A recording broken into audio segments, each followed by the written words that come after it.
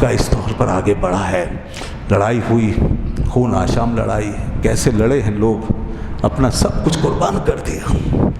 انہوں نے اپنے آپ کو ڈال دیا، یعنی تلواریں نہیں ہیں اور لڑ رہے ہیں، ہتھیار نہیں ہیں لڑ رہے ہیں، سواریاں نہیں ہیں لڑ رہے ہیں. کس کے اوپر بھروسے پہ لڑ رہے ہیں؟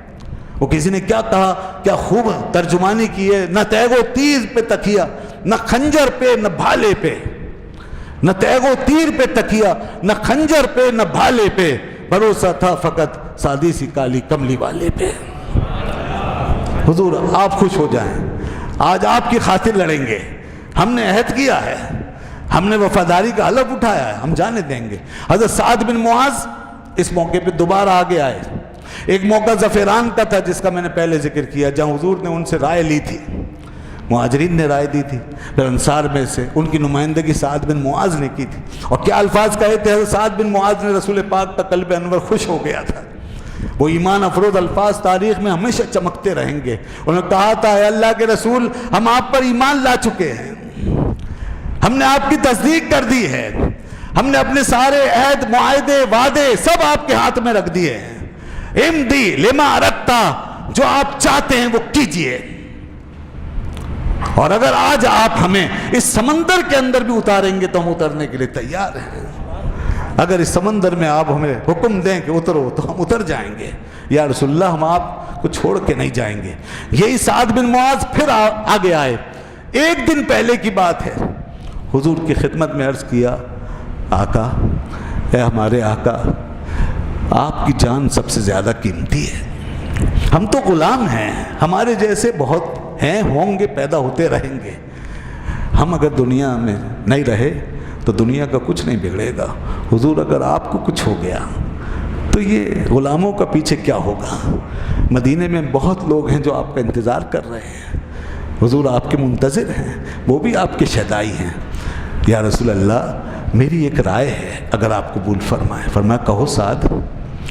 حضور میرا دل یہ کہتا ہے ہم آپ کے لیے ایک عریشہ بنا دیتے ہیں، ایک چھپر اس ٹیلے پہ، آپ یہاں تشریف رکھیں اور آپ یہاں بیٹھ کر جنگ کا جائزہ لیں، اس لڑائی کا جائزہ لیں، اور دیکھیں آپ کے غلام کیسے اپنی جانوں کے نذرانے پیش کرتے ہیں.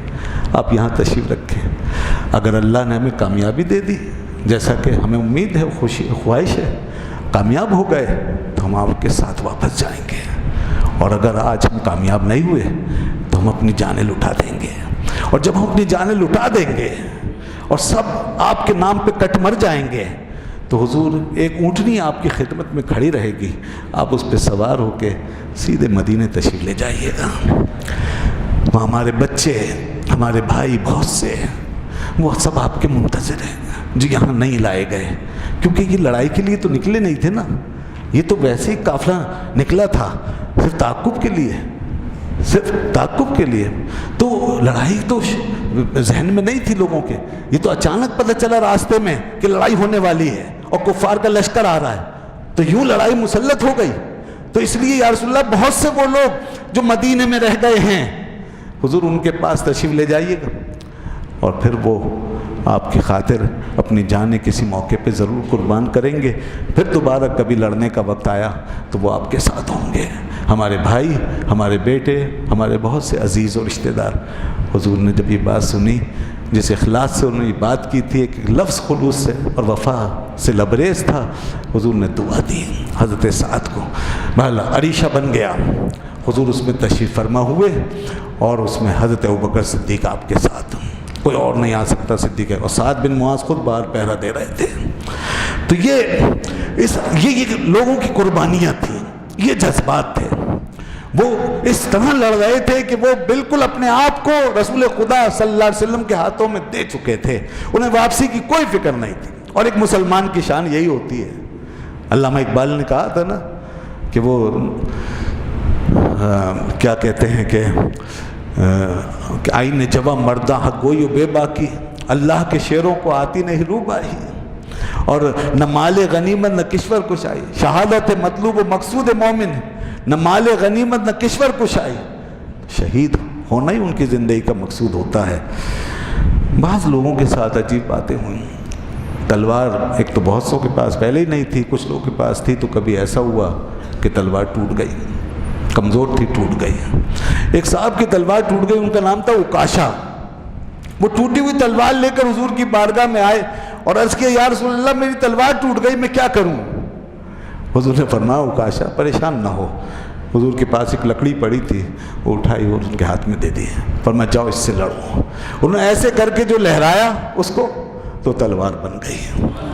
وہ اس تلوار سے لڑنے لگے، لڑے اور بات تک وہ چلتی رہی۔ اس کا نام، اس تلوار کا نام العون رکھا گیا۔ وہ تلوار کافی چلی آگے تک، اس کے تاریخ میں ذکر ہے۔ ایسے ایک اور صاحب تھے، ان کی تلوار بھی ٹوٹ گئی، حضور نے ان کو بھی لکڑی دی، کہا جاؤ، وہ بھی لڑے۔ اور کسی کی آنکھ نکل گئی، اب ظاہر ہے ہاتھ کٹ رہے ہیں، پیر کٹ رہے ہیں، آنکھ نکل رہی ہے۔ قتادہ، حضرت قتادہ کی آنکھ نکل گئی، پوری ڈیلا باہر آ کے لٹک گیا۔ لوگوں نے کہا صبر کرو، ہم اسے کاٹ دیتے ہیں، یہ سب میدان جنگ میں ہو رہے ہیں، احوال پیش آتے جا رہے ہیں۔ تو انہوں نے کہا نہیں میں حضور کی خدمت میں جا رہا ہوں، مجھے حضور کے پاس جانے دو۔ وہ سیدھے حضور کی بارگاہ میں آئے، یا رسول اللہ میری آنکھ نکل گئی۔ فرمایا قتادہ فکر نہیں کرو۔ حضور نے ایسے اپنا دست مبارک لیا، ان کی آنکھ کو اس کے ڈھیلے میں ہلکے میں رکھ دیا اور ہاتھ پھیر دیا، کہا جاؤ۔ کہتے ہیں خدا کی قسم مجھے پتہ ہی نہیں چلتا تھا میری کون سی آنکھ میں تکلیف ہوئی ہے، ایسی ہو گئی وہ آنکھ بالکل پہلے جیسی۔ یہ سب چیزیں ہوتی رہی ہیں وہاں پر، ایسے ایسے واقعات۔ یعنی ایک طرف جلال خداوندی کی نمود تھی تو دوسری طرف شان مصطفی کا ظہور ہو رہا تھا، معجزات ظاہر ہو رہے تھے، اور ادھر مسلمانوں کی طرف سے محبت، ایثار، وفاداری اور قربانی کی ایک تاریخ رقم ہو رہی تھی۔ اللہ اللہ۔ اور دیکھیے وہ جو میں نے شروع